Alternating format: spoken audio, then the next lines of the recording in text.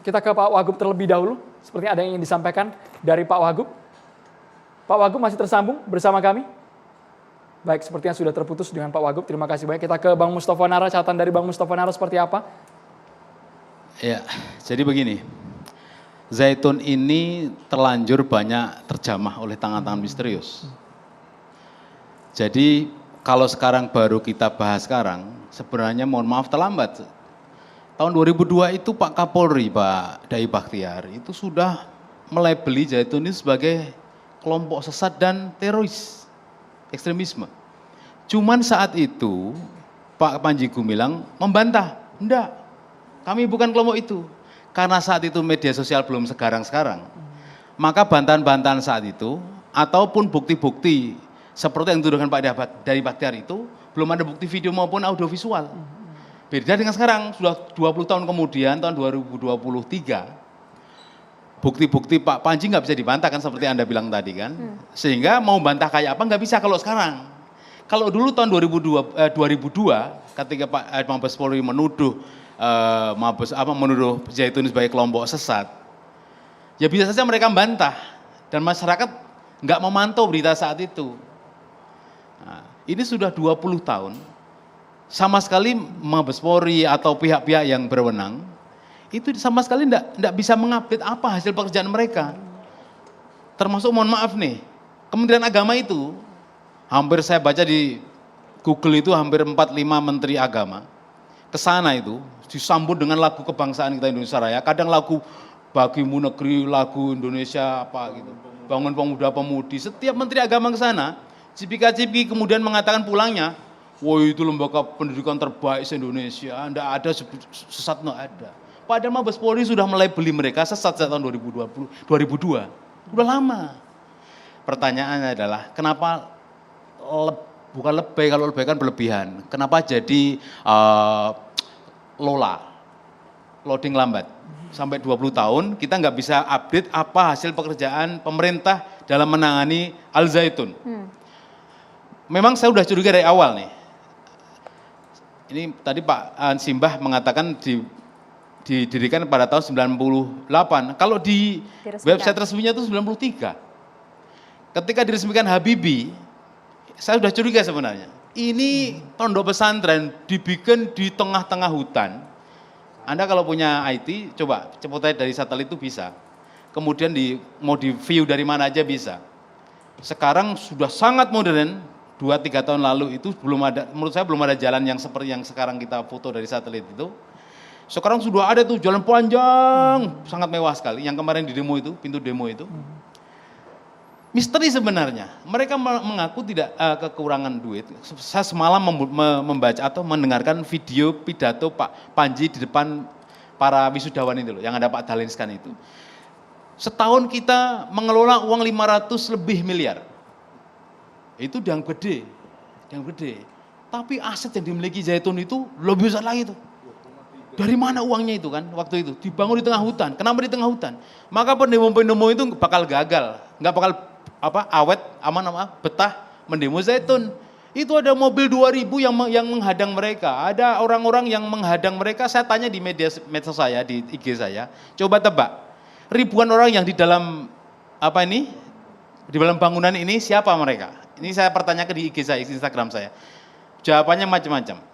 Nah, sayangnya ini rahasia publik.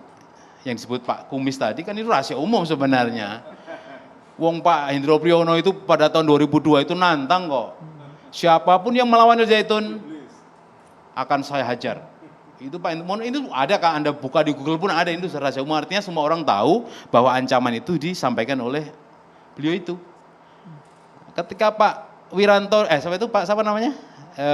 Muldoko, ketika ke sana ini masih Pangdam 3 Siliwangi.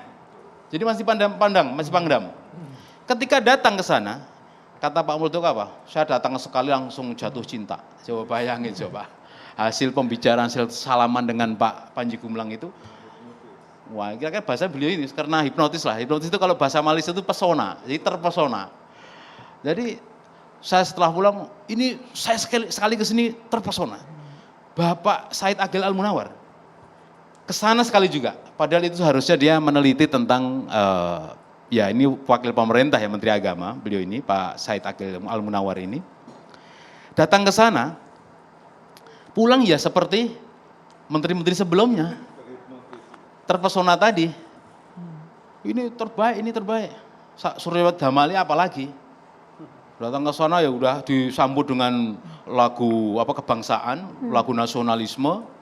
Saya malah nggak pernah dalam penelitian saya ini nggak menemukan ketika menyambut tamu itu dengan misalkan nih qasidah atau Maher Zain, kok nggak pernah ada gitu.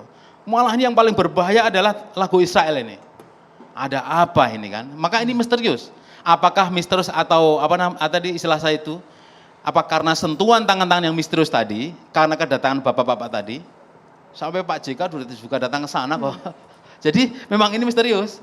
Nah, karena kejadian-kejadian tadi, maka kesimpulan saya ini, mohon maaf sekali. Pesantren ini menjadi tercemar. Bayangkan, saya contohkan nih, Abu Bakar Bashir punya Al-Mu'min di Ngeruki. Itu alumninya nggak ada yang berani memperlihatkan ijazahnya ini. Saya lihat beberapa kawan saya, ada yang menjadi Red, PLPM Red, nggak berani menunjukkan saya pernah kuliah pernah sekolah Manyanten di Ngeruki. Lah ini sekarang Zaitun di blow up sedemikian rupa. Coba apa tujuannya menurut Anda? Saya jelaskan. Tahun 2006 Saddam Hussein itu digantung. 2006 tanggal 30 Desember, saya masih ingat. Kenapa digantung 30 Desember? Karena tanggal itu seluruh dunia sedang Idul Adha.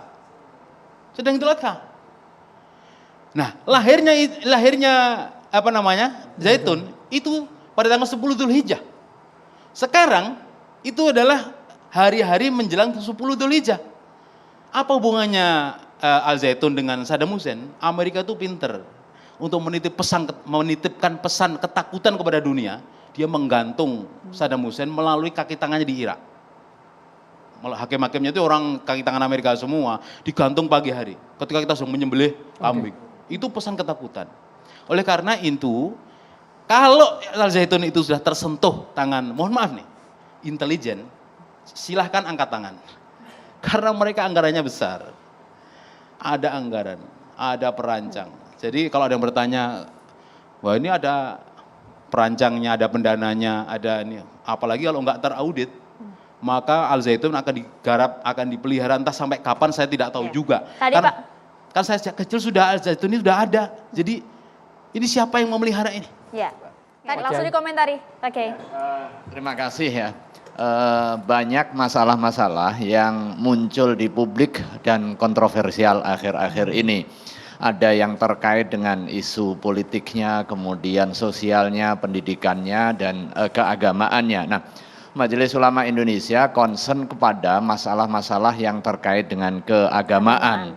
Dan karena itu saya mengikuti proses diskusi tadi, juga memiliki kesamaan pandang mengenai pembedaan antara apa yang diucapkan oleh pimpinan pesantren Az-Zaitun, yaitu Pak Panji Gumilang, kemudian dengan NII KW 9, dan juga dengan praktek keagamaan atau sistem pendidikan di pesantren Az-Zaitun.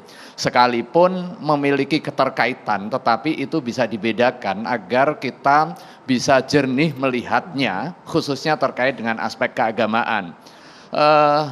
Majelis Ulama Indonesia pada hakikatnya sudah cukup lama melakukan pengkajian dan pendalaman. Dan hasilnya juga sudah ada, sudah dipublish juga sebenarnya ya, tahun 2002. Yang menyimpulkan 6 hal. Yang pertama terkait dengan apa yang juga sudah disampaikan oleh Mas Ken tadi. Ada indikasi keterkaitan antara NII kemudian dengan beberapa aktor di dalam proses recruiting santri di pesantren Az-Zaitun. Dan tadi juga dikonfirmasi pada saat offline saya komunikasi dengan salah satu pendirinya ini ya. Kemudian ada kemenyimpangan ajaran agama yang diyakini dan dipraktekkan di NII KW 9. Kemudian ada keterkaitan antara NII dengan Az-Zaitun pada 3 aspek. aspek leadership, kemudian aspek historis dan juga aspek finansialnya. Tetapi terkait dengan masalah keseharian di pesantren Az-Zaitun, tim peneliti di MUI belum menemukan adanya kemenyimpangan. Dan ini sebenarnya juga dikonfirmasi oleh Mas Ihsan sebagai saksi sejarah di mana 6 tahun berada di situ. Dan akhir-akhir ini viral terkait dengan statement dan juga praktek keagamaan yang juga mencengangkan si Mas Ihsan. Kita fokus di sana, Nah, Pak Gai. sekarang kita fokus di situ, kita sudah inventarisir nih masalah-masalah yang terkait dengan masalah keagamaan dan beririsan dengan hiruk pikuk di tengah publiknya. Majelis Ulama Indonesia secara khusus membentuk tim gabungan. Ini bukan hanya tim di Komisi Pengkajian, tetapi tim gabungan Komisi Pengkajian dan juga Komisi Fatwa Majelis Ulama Indonesia. Sudah melakukan langkah-langkah yang dimulai 2 pekan, bahkan hampir sebulan yang lalu. Kita sudah turun, tadi Mas Najih juga menyampaikan, kita sudah berkirim surat, kita sudah turunkan tim dengan 2 tim. Memang ada surat jawaban yang pertama dari Az-Zaitun yang menyampaikan bahwa pertama mengapresiasi surat permohonan kita untuk bisa bertemu secara langsung. Kemudian yang kedua karena kesibukan hingga 2023 belum bisa menerima dan nanti setelahnya akan dijadwalkan kemungkinan bisa bertemu. Penolakan karena sibuk. Ya, tetapi kita punya banyak cara dan kita sudah berhasil masuk ke dalam dan memperoleh informasi-informasi memadai. Sekalipun Pak Panji bilang MUI tidak akan bisa masuk ke sini sampai kapanpun. Kita tunggu investigasinya Pak Niam. Enggak, Kabarnya hari Rabu besok. Sudah hari Rabu ngomong, besok kemudian langsung. besok kita juga akan hadir ke sana. Nah, dari hasil sementara tim kita sudah verifikasi 2 kelompok. Kelompok yang pertama adalah masalah-masalah krusial yang muncul di tengah masyarakat yang sudah verified, yang sudah terverifikasi, sudah terklarifikasi bahwa itu benar dari yang bersangkutan dan kemudian kita timbang secara keagamaan dan sudah kita tetapkan fatwanya. Cabang Demokrasi akan segera kita kembali akan sesaat kembali lagi. hadir Tolong saat bersama lagi. kami.